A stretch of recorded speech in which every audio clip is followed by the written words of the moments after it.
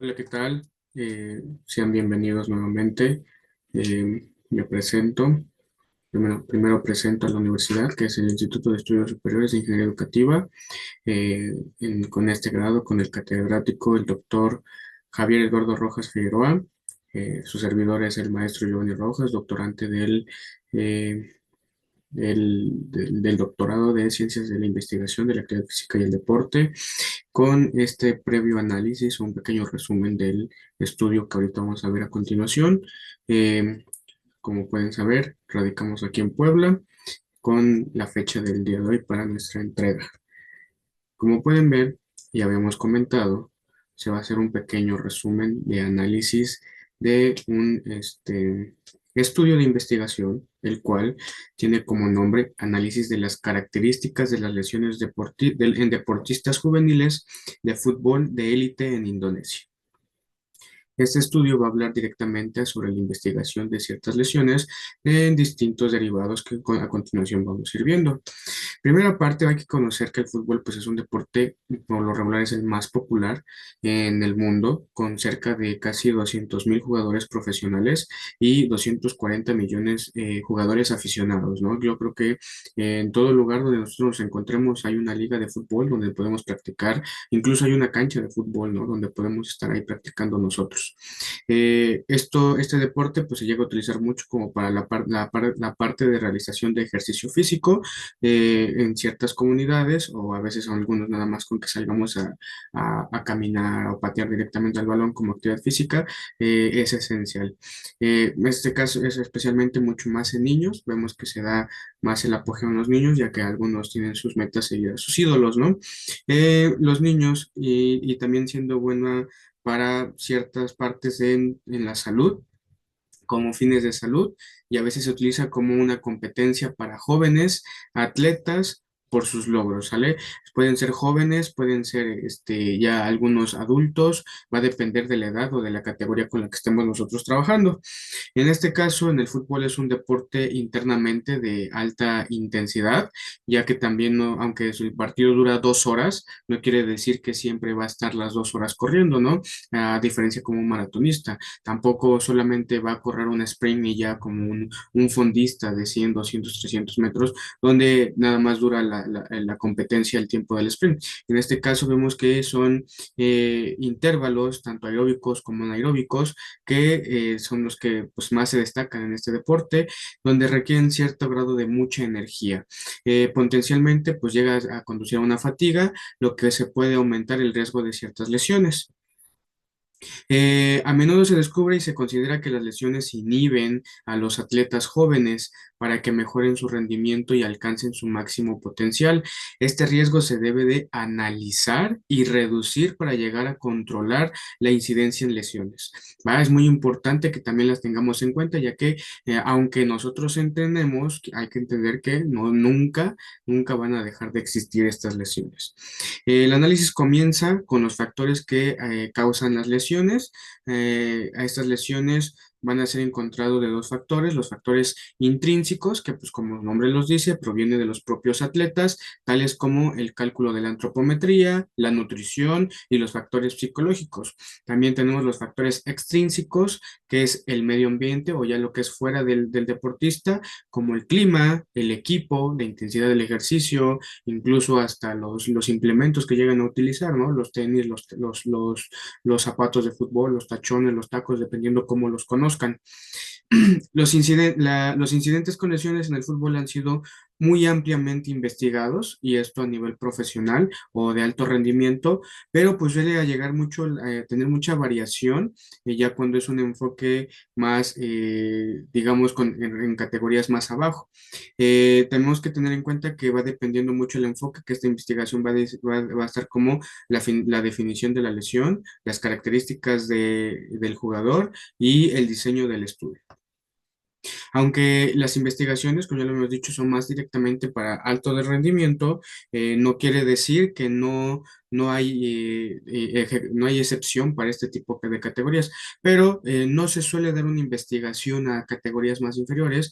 Incluso se está buscando que se dé la investigación, y en este caso el estudio es en Indonesia, donde aparte de que se busquen las soluciones, aparte de que se busquen las problemáticas, las soluciones sean basadas en la evidencia científica.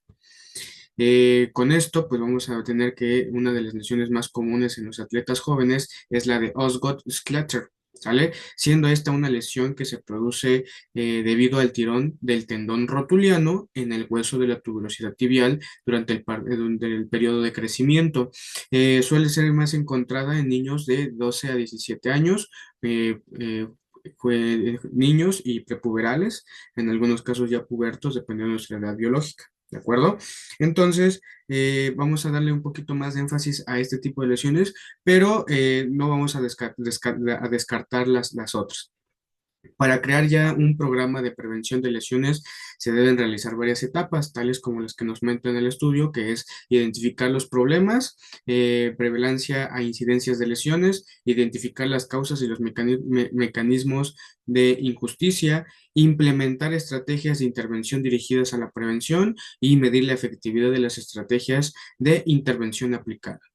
Los investigadores se centraron en analizar e identificar datos sobre la prevalencia y la incidencia de las lesiones que se producen en estos atletas jóvenes de fútbol, observando diversos factores como el tiempo de exposición y la posición de juego, siendo un tema que se discute raramente, ¿verdad? Una vez entendiendo esto, vamos a profundizar ahora sí lo que va a ser el artículo a investigar. Vemos que el método de este estudio utilizó un diseño de cohorte retrospectivo, empleando un método de encuesta, analizando de forma descriptiva para determinar las características de las lesiones de los atletas de fútbol durante un periodo determinado. La muestra de este estudio fueron los atletas masculinos de un fútbol de la EPA. EPA quiere decir Elite Pro Academy, de sub 14, sub 16 y sub 18. Ellos fueron elegidos mediante una técnica de muestreo intencionada. Estos jugadores eran dirigidos por clubes de fútbol en competencia de la primera liga indonesia, tales como los que ustedes conocen, América, Chivas, sus fuerzas básicas, ¿vale? La muestra de este estudio se selecciona en base a los criterios de inclusión que los investigadores han determinado del antemano. Primero, las inclusiones fueron atletas de fútbol Elite Pro Academy y de 12 a 19 años. Los criterios de exclusión eran que los jugadores que no asistieron al entrenamiento de fútbol en los últimos meses. Una vez con estos dos criterios de inclusión y exclusión, vemos que se reclutaron 893 participantes, cumplían con los criterios, pero entre ellos 838 atletas de fútbol cumplieron los criterios de inclusión y avanzaron a la siguiente etapa. Es decir, de 893 que se habían registrado, solamente 838 pasaron a la siguiente etapa. Se informó que estos atletas habían resultado heridos, seguían heridos o no habían resultado heridos, encontrando 702 casos de lesiones en 531 atletas de fútbol, lo que indicaba que algunos de estos atletas podrían sufrir más de una vez lesiones en su vida profesional o en su carrera, incluso en su día a día. Las posiciones de juego de los participantes fueron 297 defensores con un 35%, 274 centrocampistas con un 33%, 174 delanteros con un 21% y 93 porteros con un 11%. Basado en el tiempo de exposición del entrenamiento, los sujetos que participaron menos o igual a 8 horas a la semana por cada uno tuvo menos lesiones. Ya vemos los primeros resultados que nos da un 56%, los que participaron más de 8 horas a la semana, un 69%. Se hizo también un análisis bajo índice de masa corporal, creyendo o por lo regular queriéndolo correlacionar entre que a lo mejor el índice de masa corporal tenía alguna incidencia con las lesiones, pero no se logró encontrar nada, dando más probabilidad que la exposición al ejercicio afecte más a la incidencia de lesiones. También se proporciona información sobre el tiempo en que se lesionaron los individuos y participantes que tuvieron un poco más de lesiones en el partido fue un 52% y uno durante el entrenamiento que fue un 48%. En términos de gravedad, la mayoría de lesiones se clasificaron de las siguientes formas: leves con un 43%, lesiones mínimas con un 28%, lesiones moderadas con un 16% y lesiones graves con un 13%. También se muestra que la mayoría de las participantes, o sea, un 84%, no sintieron ninguna lesión recurrente en comparación con el 16% que se respondió a haberla sentido del mismo modo. Perdón, que respondió de así haberla sentido, y del mismo modo solo 24 jugadores, o sea, nuestro 3%, se sometieron a una cirugía antes de. Las lesiones más comunes que ocurrieron en las extremidades inferiores, especialmente en el tobillo, con 273 personas, un 39%. Las segundas ubicaciones fueron rodilla, con 107 casos, 15%, muñeca en extremidades superiores, con 102 casos, es decir, nuestro 15%. Algunos participantes representaban las lesiones de hombros, con 48 casos, el 7%, parte posterior de la cabeza y columna vertebral, 44 casos, nuestro 6%, cabeza con 4 casos, que fue nuestro 1%.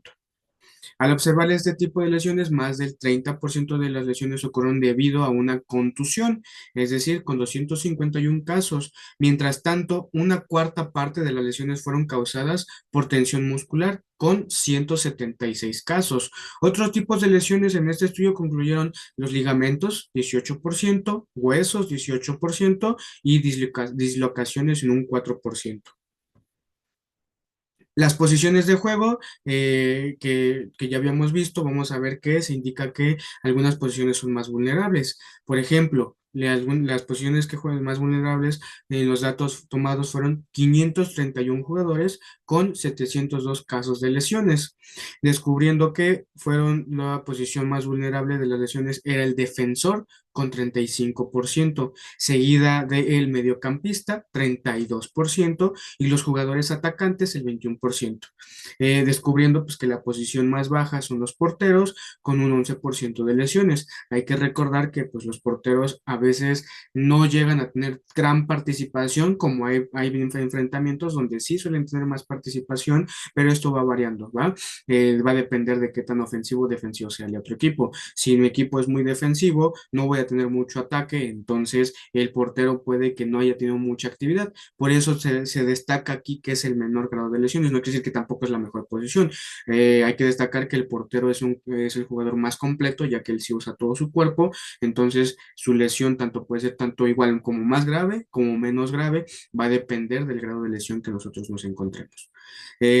Como se mencionó anteriormente, una de las lesiones que comúnmente sufren los jóvenes atletas de fútbol es el Osgood-Schletcher, encontrando con 88 participantes en este estudio de Indonesia, donde se realizó, que particularmente fueron futbolistas de 13 a 17 años, con mayor incidencia en los 13 años, con un total de 29 personas.